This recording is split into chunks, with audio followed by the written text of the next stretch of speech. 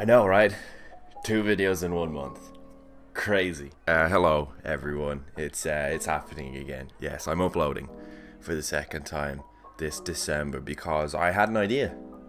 Crazy, I know. I don't wanna get too ahead of myself and say, oh, this is gonna be a series or anything. To be honest, other than what I watched this month, I'm not gonna consider anything else a series for now. I'm just gonna be doing a load of one-off random videos that I want to make.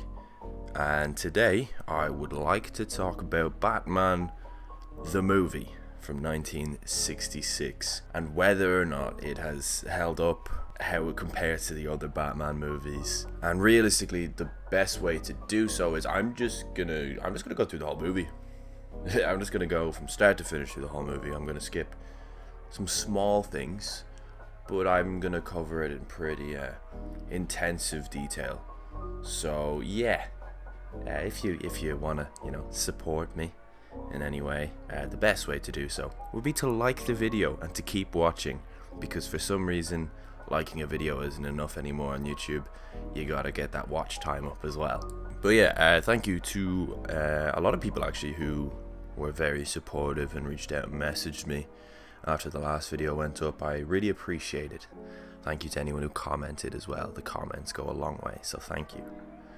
And now, let's get into Batman the movie. So the opening credits, they are just everything that you need to know about this movie, where it's a classic rendition of the Batman theme song with these multicolored spotlights showing each character doing some weird pose where I don't know how that would ever come up in a normal situation, but it's fine. Realistically, people, this is a very campy movie. It's cheesy. It's more tongue-in-cheek than I thought it would be, though. It actually is quite tongue-in-cheek. They do like to acknowledge just how campy the whole thing is every once in a while, but the lines between how campy it is and it taking the piss out of how campy it is are so blurred. It's almost impossible to know when they were actually intentionally being campy and when they were taking the piss out of how campy the show was, because this came out in between the first and second seasons of the Batman show, which ran throughout the 60s, which was a huge hit in America. Like, this Batman show was massive in America in the mid to late 60s, and this came out between seasons 1 and 2 of a 3-season show. So we get lots of exposition from the narrator to start. Some boat with some unnamed invention has been hijacked by some unnamed bad guys, and Bruce Wayne has just found this out. So we see him and Robin, Dick Grayson, I believe, played by Burt Ward, returning to Wayne Manor and then going to the Batcave. How do they get to the Batcave, you may ask? They go down these fireman poles, and halfway down, Bruce Wayne pulls a switch which says instant costume change. And then when they get to the bottom of the fireman pole, they're in full costume. Amazing. We also get to see maybe the best Batmobile ever. It's definitely up there. It's an iconic Batmobile. That is a sensational Batmobile. I love that car. So they get in the Batmobile and they go to the airport, where they get in the Batcopter. Everything's Bat branded in this movie, and they make it abundantly clear. Just in case it wasn't clear enough, when Batman has to exit the Batcopter, he has to use the Bat Ladder, of course. Yes, that is a real image from a real movie. The Bat Ladder. Obviously, Batman is trying to board this hijacked boat, but oh no, the fakest looking and sounding shark maybe ever. Like, this is like Jaws 4, Jaws 3D level fake ass looking sharks. Jumps out of the water and attacks him. After a bitch slap and the iconic bat repellent shark spray, Batman fights off this shark and they just give up. They just go home. They actually don't even board the boat. They just give up and go home. And keep in mind, this is only 10 minutes in, but after some hilarious dialogue where they try to decipher who it was that hijacked the boat, and after a horrendous Irish accented police officer O'Hara, we meet the villains and skip some more absolutely incredible puns. The amount of puns in this movie, some of them aren't even real puns, is incredible. So Batman and Robin get into the Bat boat then after all this exposition as they go to investigate a boy which they think was actually a projection. So the boat that they saw was actually a hologram. It wasn't a real boat. Anyway, they end up getting stuck to this boy through some magnet thing that the bad guys, minus Catwoman, have set up. So they're stuck to this boy. Joker, Riddler, Penguin, they just start firing missiles, or torpedoes, sorry, from Penguin's submarine at this water boy that Batman and Robin are stuck to. Batman has some crazy device which has such a long name I'm not asked. I wasn't asked to write it down. Which, when he points at it, it's almost like a remote control car remote, and he just flicks a switch and torpedoes explode. So they were just exploding really far away from them. So they were fine. Until the batteries died on the remote. Yes, Batman didn't have a spare change of batteries on. Disgraceful, I know. And this last torpedo was coming at them, and we think, obviously, 15 minutes in, that Batman and Robin are just gonna die. And, they do. Off camera, boom. Boom. But then we cut to Batman and Robin, who are in a boat, and Batman simply explains it as, off camera, some poor mammal threw itself in front of the torpedo because it knew it was Batman and Robin on that boy, and it did it for the good of humanity. When they are in the Batboat, then the Riddler fires this missile into the sky, which when it explodes, just leaves this perfectly legible riddle in the sky, or to quote Robin, a riddle in the form of a joke. Because, Joker. Gotta get him some credit. He is the worst villain out of the four in this, by the way. I don't know about the series. I've never seen the series. Joker does fuck all in this movie. I don't have any other reason to say that. Like, this doesn't have a punchline or anything. Just an observation. Joker is terrible in this movie. He does nothing to help the rest of them out. He is easily replaceable by just a goon. The other three, Catwoman, Riddler, and Penguin, they all, use their set of skills to try and take down Batman. Joker does nothing. Joker wasn't even asked to shave his mustache. Joker does nothing. And after a beautifully convoluted plan by the villains, we end up with a date between Catwoman, who is in excellent disguise. See the difference between Catwoman and Miss Kitka? Excellent disguise. She's on a date with Bruce Wayne because they want to take Bruce Wayne hostage because Bruce Wayne is this excellent citizen, and they know that Batman and Robin are going to have to try and save Bruce Wayne because, they don't know that Bruce Wayne is Batman. And anyway, after just the perviest, most horny Batman I've ever seen, he is down bad. They go on this date where they're hilariously being really obviously tailed by Robin and Alfred in the Batmobile. Like, there's no subtlety to it whatsoever. And yet still, the villains manage to capture Bruce Wayne, but through the power of blue balls, he does fight them off with the worst looking fake punches I've ever seen. But eventually they all just kind of dogpile on top of him and take him hostage. And, he's not a hostage for very long. It's Bruce Wayne. Like, he breaks out very quickly. And when he does break out, we get one of the absolute most remarkable scenes of the movie. Remarkable that it's actually in the movie. So a villain steps on one of these jack-in-the-boxes, these giant jack-in-the-boxes the Joker has set up, which is next to a window. And the villain flies out the window, into the sea. But when we cut to him landing in the sea, it's just an action figure. And we come to find out, it's much more obvious later on, that even the sky in this shot is fake. The sky is just a backdrop. It looks like paper mache at the end of the movie where you can really see it up close. It looks like, or just like a load of posters of the sky glued to a wall. It's brilliant is what it is. It's brilliant. Then we get a look at the invention everybody has been fighting over, which I don't know what its actual initial use was for. Something to do with whiskey. It makes no sense, obviously. But it's this massive ray gun. Yeah, no, whiskey, right? Where if you shoot someone with it, it sucks all the moisture out of their body, so they become a little pile of dust. When you then pour water on this pile of dust, you know, putting all the moisture back in their body, they just magically grow up again. They just magically grow again. And whilst we are looking at this, the villains then kind of just, you know, leave. Batman and Robin go to the villain's lair because they now know where it is, because they took Bruce Wayne hostage. And in one of the most iconic scenes in the movie, Batman finds this massive bomb and he just can't get rid of it. He runs into a bar full of people. He goes down to the pier where there's loads of people. He just can't find a place to throw this bomb for it to explode and not hurt anyone.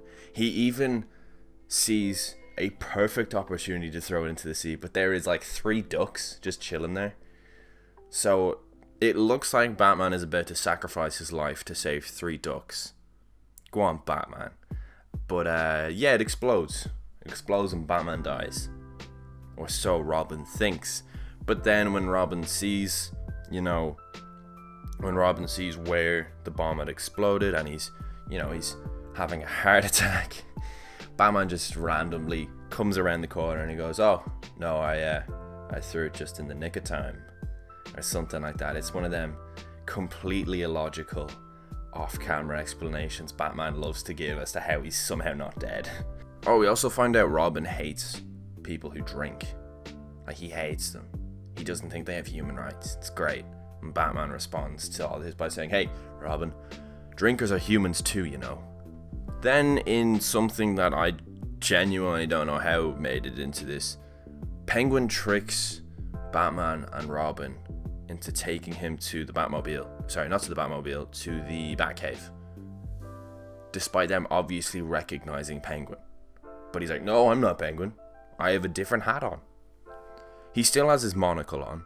He still is holding his umbrella. He still makes penguin noises at the end of every sentence. He still is, you know, the Penguin. He's just wearing a different hat. And they even say, "Oh, that must be Penguin. It's gotta be Penguin." And he's like, "No, it's not." So they just like, "Oh, okay." So they take him to the Batcave. They just take him on his word on it. And at the Batcave, Penguin sneaks in a load of goons because he turned them into dust and then poured water on them. And somehow, accidentally, Batman and Robin massacre them all. They all die. Like, genuinely. Batman and Robin accidentally murder all of these goons. For some reason, Batman and Robin take Penguin out for a spin in the Batmobile. They stop the Batmobile so the Penguin can escape and rob the Batmobile, because they brought the Batmobile to where the Batbike was, which was excellently hidden behind a excellent looking fake bush. And then they chase the Batmobile in the Batcopter, because the Batmobile has a tracker in it. And they're going to use the tracker to find out where Penguin's going. Yes, that's how it works. But they crash the Batcopter and it lands on like a foam mattress shop with a huge foam mattress outside. So, you know, they're completely unscathed. Their helicopter just lands on this big ass mattress and they survive. And they find out the Batmobile has gone to some building with all these world leaders in it. So instead of, you know, taking a reasonable form of transport, like, I don't know, the Bat plane or something, Batman and Robin choose to run. Robin gets a stitch on this run, of course, and it's so iconic. Like, look at that, that's amazing. That was in a movie. So good. And at this building with all these world leaders, Joker, who, like, again, this could have just been done by a goon. This is Joker's part, just uses that ray gun to turn them all into dust. Like that, I could have done that. I could have been one of the villains in this. Joker, deadest villain in this movie. So bad. They put all these villains into glass test tubes and they just escape, because by the time Batman and Robin get there, whatever their attempt was to stop the villains just absolutely sucks ass. Like, they just basically let them go. They just couldn't be asked. They were absolutely knackered from running halfway across the city, so they just let them go. They weren't in the best of shape. They just let them go. They let them have this one, and they take all these world leaders to Penguin submarine. So Batman and Robin once again take the Batboat. The Batboat. to hunt down the submarine, and through some big gun thing they manage to make the Penguin's submarine surface. And then we get the climax of this movie, the big fight scene between Batman and Robin and a couple of goons and all the villains. Some of the worst fake punches ever, but they are made so much better because they have, the pow thing and the wham thing and the boing thing, if there was one. I don't remember. It's so good. This is what you're looking for in this movie. Everyone ends up in the water except Catwoman, because obviously cats hate water. Why would she end up in the water? It makes sense. And they go into the submarine, they being Batman, Robin, and Catwoman, because the rest of the villains have just given up. They're just out in the water. They just gave up. And it is inside the submarine where Batman finds out the huge revelation that blew all of our minds, that Catwoman was in fact Miss Kitka, when her tiny little mask falls off and he can see the bit of skin around her eyes. That's when he knew. And in the most incredibly melodramatic scene with like depressing French music and a real down bad Batman, that captain of the boat that was hijacked at the start of the movie just decides to stroll into the scene and knock over all the test tubes, because I actually have no explanation. It makes no sense. They arrest all the villains using bat cuffs, not handcuffs obviously. Batman and Robin now have a new issue that they have to resolve, which is all the dust from all these world leaders, from all these test tubes, is now all mixed in together. So they have to separate them all. So they just take it to the bat cave. They just take them to the bat cave, where they had a machine just for this situation. Common situation that comes up, and they separate them all. And then they bring them all back to where they were initially turned into dust, into this big conference room in that building where they were having their world meeting or whatever. And through water or something, they bring them all back. Except they all speak different languages to what they used to speak. The Russian guy now speaks a different language. The Nigerian guy is speaking Spanish. The British guy is speaking Nigerian. Nobody speaks the same language. And for some reason, the reason is it's Batman 1966. That's good enough. That's actually good enough. Batman and Robin are like, yep, no, we're done here. You guys can sort that one out yourselves. They just hop out the window, and that's the end of the movie. Great. So great. Ultimately, I had such a good time watching this.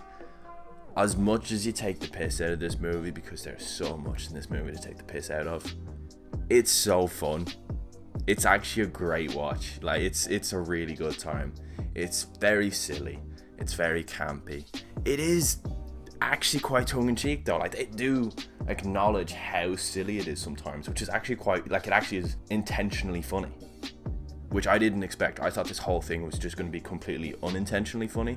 But it's nice to see, a not so serious Batman compared to your Dark Knights, your Ben Affleck Batman, your Michael Keaton Batman.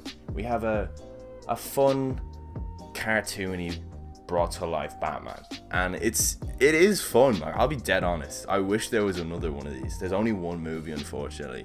I wish there was more than one. Now, they did make 2 animated movies recently based off of this Batman and this Robin. The Caped Crusaders, if you will, the dynamic duo, are meant to be even more tongue-in-cheek. Like, they really take the piss out of the series, but in a not in a mean-spirited way. It's almost a homage as well as a bit of a piss take, which I would happily do a video on. I've not seen them yet, but I've heard they're really good, so I would happily watch those too. Ultimately, it's just a fun thing to have. It's nice to have a non-serious Batman movie that's not utter shite. It's everything Joel Schumacher's Batman wanted to be. It's brilliant. As a movie itself, obviously it doesn't make a whole lot of sense, but that's fine. That's okay. It's 1966 Batman, for fuck's sake. We'll let it slide. Ultimately, would I recommend this movie?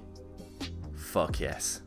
it's a great time. It really is. And yeah, that's gonna do it for this video. It's just something different. It's just something I wanted to make because I just randomly got the urge to watch Batman 1966, and then I was like, hey, this movie is remarkable.